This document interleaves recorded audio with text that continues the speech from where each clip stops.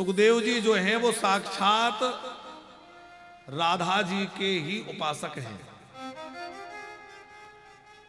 राधा और कृष्ण की सेवा में एक तोता रहता है, जिस निकुंज में, कुंज माने होता है वन, जिस निकुंज में, जिस वन में राधा कृष्ण जो है लीला करते हैं, उनके हिड़ोले पड़ते हैं, वहां सुंदर सखियों के साथ राधा कृष्ण निवास करते हैं, उसी बगीचे में एक तोता रहता है, जिस तोते का नाम है सुक। वो सुक ही आगे सुखदेव बने हैं। वो सुक वहां क्या कहते हैं? राधे राधे राधे पुकारते थे। एक दिन राधा जी ने उनको बुलाया, ऐसे उनके हाथ हथेली पे आके वो तोता बैठ गया। राधा जी ने कहा, वत्स कृष्णम बद, राधेति माम बद, कृष्णम बद, कृष्ण राधा मत कहो, कृष्ण कृष्ण कहो। उस दिन उस तोते ने समझ लिया कि श्री जी ने मुझे मंत्र दीक्षा दे दी और राधा जी को अपना गुरु बना लिया। जो मंत्र दे, नाम दे, वही तो गुरु है। अब जन्म कैसे हुआ? तो बड़ी प्यारी कथा है कि एक बार देवर्षि नारद कैलाश पर गए। अब नारद जी कैलाश पर गए तो भोले बाबा कैलाश पर नहीं थे। माता पार्वती ने बड़ा स्वागत किया, मेरे गुरुजी पधारे हैं, क्योंकि पार्वती जी जो है वो नारद जी को अपना गुरुजी मानती हैं। शंकर जी की प्राप्ति का मार्ग किसने बताया था? नारद जी ने। तपस्या करो। तो माता पार्वती देवर्षि नारद को अपना गुरु मानती हैं और गुरु के रूप में उन्होंने खूब आदर सत्कार नारद जी की आवभगत करी। नारद जी को बिठाया। नारद जी हाथ में कुछ प्रसाद लिए थे, वो पार्वती जी को दिया और पार्वती जी ने पूछा, कहां से आ रहे हैं? गुरुजी आप कैसे हैं? अरे बोले, देवी आजकल कहीं ज्यादा जाते आते नहीं है। क्या बताएं, दुनिया में लोग बड़े स्वार्थी हो गए हैं, कपटी हो गए हैं। पार्वती जी ने कहा, क्या मतलब? बोले, क्या बताएं, दुनिया बड़ी विचित्र है। पार्वती जी ने कहा, आप कुछ कहना चाह रहे हैं, आप कुछ छुपा रहे हैं, क्या बात है? बोले, देवी तुम भगवान शंकर के साथ रहती हो, पर कभी तुमने ये जानने की कोशिश करी कि भगवान शंकर के गले में जो मुंड माला है उसमें किसके मुंड है? पार्वती जी बोली, मैंने तो कभी पूछा नहीं। शंकर जी को बताना था, उन्होंने तुम्हें बताया? बोले, कभी बताया भी नहीं। बोले, बताओ फिर कैसा प्रेम? अरे प्रेम जहां होता है वहां छुपाव नहीं होता। यदि सचमुच भगवान शंकर तुमसे सच्चा प्रेम करते होते तो उस रहस्य को बताए होते कि किसके मुंड है इस माला में। पार्वती जी बोली, मैंने कभी पूछा भी तो नहीं। नारद जी बोले, देवी जी तुमने नहीं पूछा, उन्हें तो बताना था, आप पूछ लेना। अच्छा देवी मैं तो चला, ऐसा कह के नारद जी तो चले गए। और नारद जी निकल रहे थे, रास्ते में भोले बाबा मिल गए। शंकर जी समझ गए कि नारद जी आए थे, कुछ ना कुछ गड़बड़ जरूर होगी। अब यहां आके देखा तो पार्वती जी मुंह फुलाए बैठे। देवी जी मैं जानता हूं नारद जी आए थे, पर बात क्या है बताओ तो सही। पार्वती जी बोली कि अरे आप तो रहने ही दो, आपसे बात ही नहीं करना। नहीं नहीं हुआ क्या? बोले, आप मुझे अच्छा प्रेम नहीं करते। भोले बाबा ने कहा, क्यों? ऐसा तुम्हें कैसे लगा? बोले, आज तक तुमने बताया कि तुम्हारे मुंड माला में किसके मुंड है? भोले बाबा बोले, अरे देवी तुमने कभी पूछा ही नहीं। ये मुंड माला में जितने मुंड है ये तुम्हारे ही तो हैं। मैं तुमसे इतना प्रेम करता हूं कि जब तक तुम्हारा शरीर छूटता है तो तुम्हारा मुंड में अपनी माला में धारण कर लेता हूं। इतनी बार तुम्हारे शरीर छूट गया जितने मुंड में अपनी माला में धारण किए होंगे। पार्वती जी बोली, अच्छा ये तो ठीक है, पर ये बताओ तुम्हारे मुंड कहां है? शंकर जी बोले, मेरे मुंड तो तब होते जब मेरा शरीर छूटता, मेरा शरीर तो कभी छूटता ही नहीं है, मैं तो ऐसा ही रहता हूं। पार्वती जी बोली, वाह आप अविनाशी बने हैं, हम बार बार मरते रहे। अरे आपने ऐसी कौन सी दवाई पी रखी है कि आप नहीं मरते, आप बुढ़े नहीं होते? भोले बाबा बोले, मैंने अमर कथा पी रखी है, वो अमृत से भी कई गुना श्रेष्ठ है, और जिसने एक बार अमर कथा को पी लिया वो देवी अमर हो जाता है। पार्वती जी बोली, तो क्यों जी हमें अमर कथा नहीं सुना सकते? भोले बाबा बोले, सुना देंगे। बोले, नहीं नहीं अभी सुनाओ, ये बड़ी प्यारी कथा है। भोले बाबा ने कहा चलो। तो भोले बाबा भगवती पार्वती को लेकर के हिमालय पर गए, और जहां अमरनाथ है ना, उधर अमरनाथ की गुफाओं में जहां एकदम बर्फ ही बर्फ है चारों ओर, कहीं कोई जीव जंतु कुछ नहीं है, वहां जाकर के कथा सुनाने के लिए भोले बाबा ने निश्चय किया। अब पार्वती जी को कथा सुनाने की तैयारी कर रहे हैं। पार्वती जी से कहा देवी सावधान होकर कथा सुनना, पर यह कथा बड़ी गूढ़ है, बड़ी गोपनीय है, इसका अधिकारी हर कोई नहीं है। तो भोले बाबा ने अपना डमरू बजाया जोर से। और डमरू क्यों बजाया? बोले यहां यदि कोई पक्षी होगा, कोई जीव होगा, कोई कुछ होगा तो दूर भाग जाए। तो भोले बाबा ने जोर से डमरू निनाद किया। उनके डमरू के निनाद से जो कोई वहां कबूतर आदि थे वो भाग गए, पर एक अंडा वहां पड़ा रह गया। अब अंडा तो भाग नहीं सकता। भोले बाबा ने कथा सुनाना प्रारंभ किया। भगवती पार्वती अमर कथा सुनने लगी, भोले बाबा अमर कथा सुनाने लगे। अच्छा, वो अमर कथा क्या है पता है आपको? वो अमर कथा और कुछ नहीं है, ये श्रीमद् भागवत की कथा ही वो अमर कथा है जो भगवान शंकर ने माता पार्वती को सुनाई है।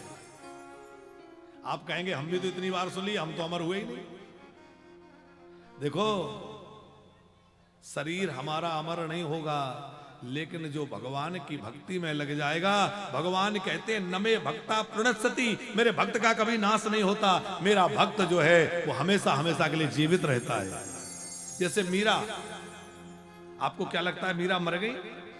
मीरा का शरीर भले ही नहीं रहा, पर मीरा आज भी जीवित है। जैसे सूरदास, कबीरदास, तुलसीदास, ये संतों का शरीर भले ही नश्वर शरीर समाप्त हो गया हो, पर आज भी इनकी दिव्य चेतना विराजमान है। भक्त कभी समाप्त नहीं होते। तो भोले बाबा ने कहा, देवी मैं कथा सुना रहा हूं, ध्यान से सुनना। माता पार्वती कथा सुन रही हैं और भोले बाबा कथा सुनाते हैं तो पार्वती जी हुंकारी देती है। जैसे कथा सुनते तो पहले ऐसे देते थे ना। अब कुछ समय तक तो पार्वती जी सुनती रही, पर वो जो अंडा पड़ा हुआ था वो अंडा फूट गया। तोती का अंडा फूटा, उसमें से छोटा सा सुक तोता निकला। वो कौन सा तोता है? ये वही राधा रानी वाला तोता है जो राधा जी ने मंत्र दिया था और राधा और कृष्ण ने आज्ञा दी थी, जाओ संसार में जाके भागवत धर्म का प्रचार करो। वो घबरा रहे थे, संसार में जाऊंगा, दुनिया में फंस जाऊंगा, मुझे नहीं जाना, आपकी माया बड़ी प्रचंड है, प्रबल है, मैं उलझ जाऊंगा। भगवान ने कहा, मैं कह रहा हूं जाओ, संसार को तुम्हारी आवश्यकता है, धर्म का प्रचार करो, भक्ति का प्रचार करो, भागवत धर्म का विस्तार करो। तो भगवान की आज्ञा मान के वही सुखदेव आए हैं और सुख के माने तोते के रूप में कथा सुन रहे हैं। भगवान शंकर कथा सुना रहे हैं। अब पार्वती जी को थोड़ी नींद आ गई। अच्छा, पार्वती जी जैसी को नींद कैसे आ गई? पार्वती तो भगवती हैं। तो हमारे गुरुजी कहते हैं कि पार्वती को नींद आ गई, ऐसा कहा जाता है। नींद नहीं आई, वो समाधि में चली गई, उनका ध्यान लग गया, उनकी समाधि लग गई। अब समाधि लग गई, वो उत्तर देने वाला कोई ना हो तो कथा कहीं बंद ना हो जाए, इसलिए वो तोता हुंकारी देने लगा। ऐसे हुंकारी देने लगा। भोले बाबा कथा सुनाते रहे, 7 दिन की कथा पूरी हो गई। तो देखा कि पार्वती तो समाधि में थी। अरे देवी, तुम कथा नहीं सुनी? बोले क्या बताऊं, 3 दिन की कथा तो सुनी, उसके बाद तो मुझे कुछ पता नहीं है क्या हुआ। कथा कौन सुन रहा था? भोले बाबा को लगा किसी ने चोरी से मेरी कथा सुनी है, और जिसने चोरी से कथा सुनी है वो मेरा अपराधी है, मैं उसको दंड दूंगा। त्रिशूल उठा लिया। देखा कि वो छोटा सा तोते का बच्चा, उसमें त्रिशूल मारना चाहा, आगे आगे तोता, पीछे पीछे भगवान शंकर भागते भागते भागते जो है बद्री वन पहुंच गए। और बद्री नारायण में, बद्री वन में श्री वेदव्यास जी महाराज, उनकी धर्म पत्नी वहां आश्रम में विराजमान थी। उनको उबासी आई और उनके मुख में वह सुख प्रवेश कर गया। बड़ी अद्भुत कथा है ये। व्यास जी ने देखा कि भगवान शंकर आ रहे हैं, उनका पूजन किया, प्रणाम किया। शंकर जी बोले, समय में पूजन कराने नहीं आया हूं, मेरा दुश्मन तुम्हारे यहां छुपा हुआ है, उसको निकालो। व्यास जी ने कहा, शांत हो जाइए, पहले पूरी बात तो बतलाइए। शंकर जी ने सारी बात सुनाई और व्यास जी को हंसी आ गई। भोले बाबा से बोले कि अच्छा ये बताओ, एक और तो आप ही कह रहे हैं कि अमर कथा सुनने वाला अमर हो जाता है। भोले बाबा बोले बिल्कुल हो जाता है। और दूसरी ओर आप कह रहे हैं उस तोते ने कथा सुन ली तो तोता अमर हो गया कि नहीं? भोले बाबा बोले हाँ ये तो बात ठीक है कि जब अमर कथा सुन ली तो अमर हो गया। बोले फिर आप मारेंगे कैसे? वो आप मार देंगे तो अमर कथा का क्या महत्व रहा?